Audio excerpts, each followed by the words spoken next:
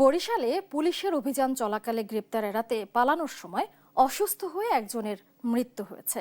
রোববার দুপুরে নগরের পশ্চিম কাউনিয়া এলাকায় এই ঘটনা ঘটে। পরিবারের সদস্যরা জানায়, দুপুরে বাড়িতে পুলিশের উপস্থিতির খবর পেয়ে রাশিদ খান মেনন বাসা থেকে বের হয়ে যান।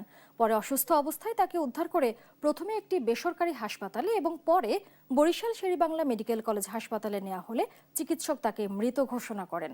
কাউনিয়া থানার ওসি সঞ্জিত চন্দ্র নাথ বলেন, একটি রাজনৈতিক মামলার আসামি হিসেবে রাশিদের খোঁজে পুলিশ তার বাসায় গিয়েছিল, তবে সেখানে পাওয়া যায়নি তাকে।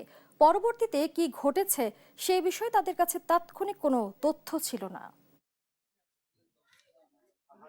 তারা আব্বুরকে পুলিশ করছে, তারা করছে তো সে এক জায়গা দিয়ে পাসার খাই অজ্ঞান হয়ে গেছে। তো তুমি তাড়াতাড়ি আসো। তো আমি সবই ফালাই রেখে তাড়াতাড়ি আসি, দেখি সে অজ্ঞান হয়ে গেছে। তারপর সে এক জায়গা দিয়ে শেরে বাংলা নিছি। তো তারপর যাইয়ে তো দেখি যে সে আর বাচ্চা নেই।